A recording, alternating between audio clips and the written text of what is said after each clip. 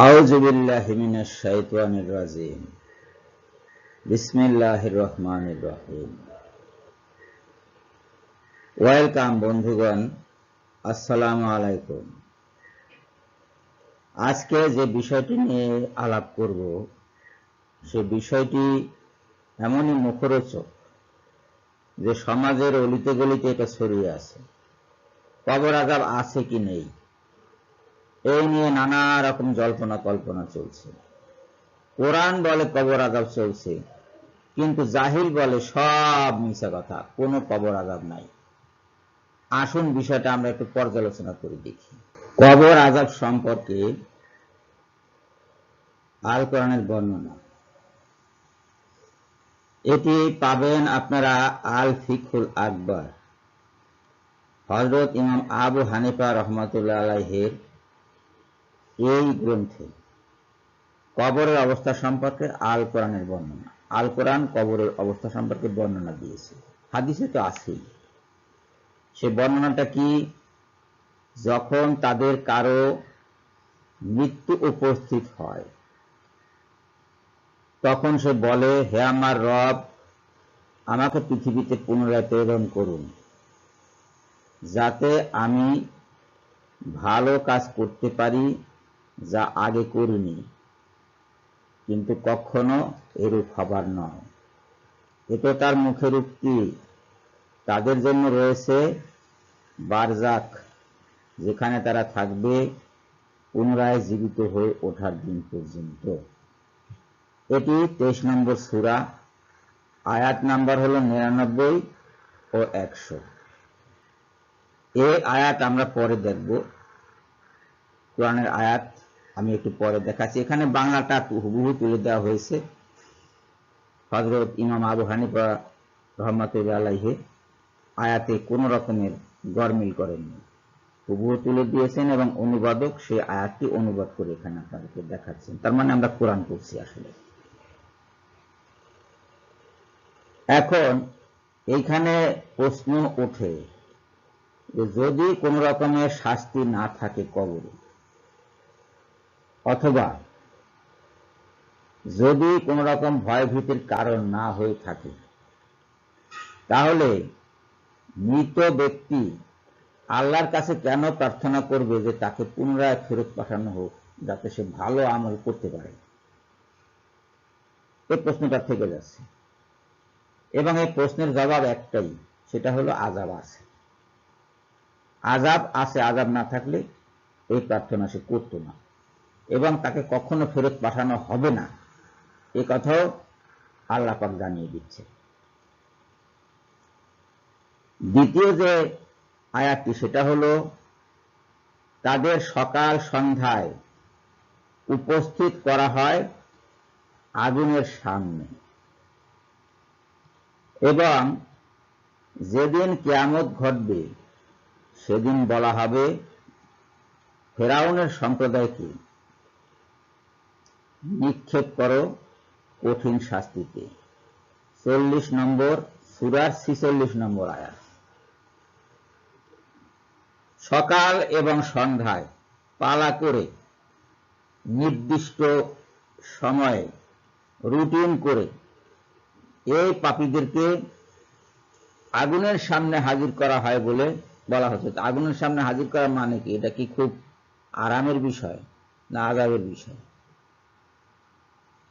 অবশ্যই শাস্তির বিষয়, আযাবের বিষয়। আযাব হচ্ছে সেটা ছোট শাস্তি হোক বা বড় শাস্তি হোক, শাস্তি তো ভয় ভীতি তো। সকাল সন্ধ্যায় যাকে আগুনের সামনে হাজির করা হয় তাকে তো শুধু ঘুম পাড়িয়ে রাখা হয় না, যে অনন্তকাল ধরে অথবা সেই কিয়ামতের আগ পর্যন্ত তারা আর জাগবে না, ঘুমিয়ে থাকবে, এই কথা তো সত্য না। তাদেরকে তো জাগানো হয়। জাগানো না হলে সকাল সন্ধ্যা আগুনের সামনে হাজির করা হয় কি করে? অবশ্যই কবর আযাব আছে। তৃতীয় যে আয়াতটি, এখানে ব্যাখ্যা আছে। আবার এখানে ফেরাউনকে ও তার লোকজনদের কিয়ামতের পূর্বেই সকাল সন্ধ্যা দোজখের আগুনের শাস্তির কথা বলা হয়েছে, এবং এ শাস্তি হবে রূহের উপরে। শাস্তিটা হবে রূহের উপরে। এ সম্পর্কে আল কোরআনের ঘোষণা। এটা হলো তৃতীয় যে আয়াতটি আমি বলবো সেটি। গুরুতর শাস্তির পূর্বে আমি অবশ্যই তাদের লঘু শাস্তি আস্বাদন করাবো। সূরা নম্বর 32 আয়াত নম্বর 21। তাহলে গুরুতর শাস্তির পূর্বে তাদেরকে লঘু শাস্তি দেওয়া হবে, ছোট শাস্তি দেওয়া হবে। কোথায় দিবি শাস্তিতে? দুনিয়া তো শাস্তি আল্লাহ পাক পাপের শাস্তি দুনিয়া সাধারণত দেন না। সাধারণত পাপের শাস্তি দুনিয়া দেন না আল্লাহ পাক। এই আলাপ আমরা এই আয়াতটি যখন দেখাবো তখন আবার করবো এই আলাপ। এখানে হযরত ইমাম আবু হানিফা রাহমাতুল্লাহ ব্যাখ্যা দিচ্ছেন যেখানে আযাবে আকবর দ্বারা দুজখের আযাব এবং আযাবে আদনার দ্বারা কবরের আযাব বোঝানো হয়েছে। প্রথমে আমরা যে সূরাটির কথা বলেছিলাম 23 নম্বর সূরা, সূরা মুমিনুন এর 99 এবং 100 নম্বর আয়াত আপনাদেরকে পড়ে শোনানো হয়েছে। কারো মৃত্যু যখন উপস্থিত হয় তখন সে বলবে বা বলে, হে আমার প্রতিপালক, আমাকে পুনরায় ফেরত পাঠান। তো শাস্তি না হলে তো পুনরায় ফেরত পাঠানোর কথা না, শাস্তি হচ্ছে, অবশ্যই শাস্তি হচ্ছে, কবর আযাব আছে। এর দ্বিতীয় যে আয়াতটি বলছি সেটা হলো সূরা মুমিন 40 নম্বর সূরা। 46 নম্বর আয়াত হলো সকাল সন্ধ্যায় তাদেরকে উপস্থিত করা হয় আগুনের সম্মুখে। এই আয়াত শুনিয়ে এসেছি। তৃতীয় যে আয়াতটি, এই আয়াতটি অনুবাদক একটু ভুল করে এখানে তুলেছেন। সূরা সাজদা 32 নম্বর সূরা 21 নম্বর আয়াত, গুরু শাস্তির পূর্বে তাদেরকে আমি অবশ্যই লঘু শাস্তি আস্বাদন করাবো। এখানে এই দেখুন পৃথিবীতে কথাটি এটি যুক্ত করেছেন অনুবাদক। মূল আয়াতে পৃথিবী নাই। এখানে দেখুন দুনিয়া কিংবা আরদি এই কথা কোথাও এই আয়াতের ভিতরে নাই। এটি ওনার আইডিয়া যে এটা শাস্তিটা পৃথিবীতে হবে।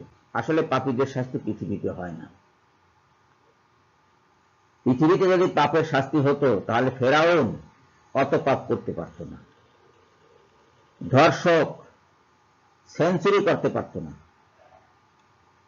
একটা মেয়ের উপর চড়াও হতে গেলেই তার এই ধর্ষণের যে শক্তি, যে অঙ্গটা দিয়েছে আল্লাহ পাক, সেই অঙ্গটা বিকল হয়ে যেত এবং সে যন্ত্রণায় চিৎকার শুরু করে দিত। ধর্ষক আর ধর্ষণ করতে পারত না, খুনি খুন করতে পারত না যদি আল্লাহ পৃথিবীতেই শাস্তি দিতেন। ভূমি আত্মসাৎকারী ভূমি আত্মসাৎ করতে পারত না। অত্যাচারী রাজা অত্যাচার করতে পারত না যদি আল্লাহ দুনিয়ার শাস্তি দিতেন। দুনিয়ার বুকে মৃত্যু যখন শুরু হয় তখন তার শাস্তি শুরু হয়। মৃত্যুর সময় আযাবের ফেরেশতারা এসে পাপীদের ঘাড়ে আঘাত করে বলে যে আস্বাদন করো নরকের শাস্তি। এই কথা আল কোরআনে আছে, অন্য সূরায় অন্য আয়াতে। অর্থাৎ মৃত্যুর সময় থেকেই তার শাস্তি শুরু হয়ে যায়। তো এখন এই যে গুরু শাস্তি অর্থাৎ দোজখের শাস্তির পূর্বে গুরু শাস্তিটা কোথায় হবে? গুরু শাস্তি মানে বড় শাস্তিটা হবে দোজখে, আর লঘু শাস্তিটা হবে কোথায়? কবরে। এখানে পৃথিবীতে কথাটি উনি নিজে যোগ করেছেন, যেখানে ব্র্যাকেট দিয়ে রেখেছেন, অনুবাদক নিজে যোগ করেছেন, যাতে তারা ফিরে আসে। যাতে কথাটা এটা হলো যদি জানতে পারে, লা আল্লাহুম, এই কথা জেনে যে গুরু শাস্তি ভোগ করাবো এবং লঘু শাস্তি ভোগ করাবো, কোনোভাবেই স্বস্তি দেব না, এই আয়াতের মানেটা হলো তাই। এটা জেনে যদি তারা ফেরত আসে, অর্থাৎ দুনিয়ায় এইটা তাদেরকে জানানো হলো, এই শাস্তির কথা জেনে বা শুনে তারা যদি ফেরত আসে, এই প্রত্যাশায় এই শাস্তির কথাটা আল্লাহ পাক এখানে জানিয়ে দিলেন। আর উনি যে মানে করেছেন সেটা হলো লঘু শাস্তি দেবে আর গুরু শাস্তি দেবে যাতে তারা ফিরে আসতে। লঘু শাস্তি আর গুরু শাস্তি দেওয়ার পরে তাদের আর ফেরত আসার সুযোগ নাই। দোজখে ঢোকার পর কি আর কেউ পৃথিবীতে ফেরত আসবে? আসতে পারবে? পারবে না। কাজেই উনি অনুবাদে ভুল করেছেন। ভুল মানুষের হতেই পারে, এটা বিদেশি ভাষা, যত বড় পণ্ডিত হোক না কেন ভুল হবেই। এবং কোরআনের ভাষা অত্যন্ত আপনার কি বলে শক্ত ভাষা, যেমন সহজ তেমনি শক্ত। অনুবাদ করতে গেলে খুবই শক্ত, কিন্তু হৃদয়ঙ্গম করতে গেলে খুবই সহজ। তো যাই হোক, আমি অনুবাদকের দোষ দিচ্ছি না। অনুবাদক যে ভুলটি করেছেন সেটি তার অনিচ্ছাকৃত ভুল। আমি তাকে ধন্যবাদ জানাচ্ছি যে তিনি কষ্ট করে এটি অনুবাদ করেছেন। এখানে আমরা এই 3টি সূরার 4টি আয়াত আপনাদেরকে দেখালাম এবং এ দিয়ে প্রমাণিত যে কবরে আযাব আছে।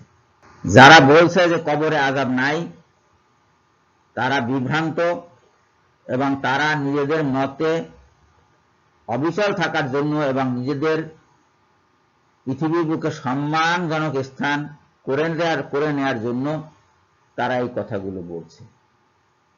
তারা বলতে চাচ্ছে যে তোমরা কবর আযাবের ভয় করো না, কবর আযাব নাই। আলেমরা যে ওয়াজ নসিহত করে সেখানে কবর আযাবের কথা ওনারা বলেন। আলেমদের বিরোধিতা করার জন্যই তাদের এই বাহানা, কবর আযাব নাই, আলেমরা মিথ্যা বলছে। আলেমরা মিথ্যা বলছেন না, আলেমরা সত্য বলছেন। যার মানার ইচ্ছে মানবেন, যার মানার ইচ্ছা না তাই মানবেন না, করার কিছু নাই। সবাইকে ধন্যবাদ জানিয়ে বিদায় নিচ্ছি। আল্লাহ হাফেজ।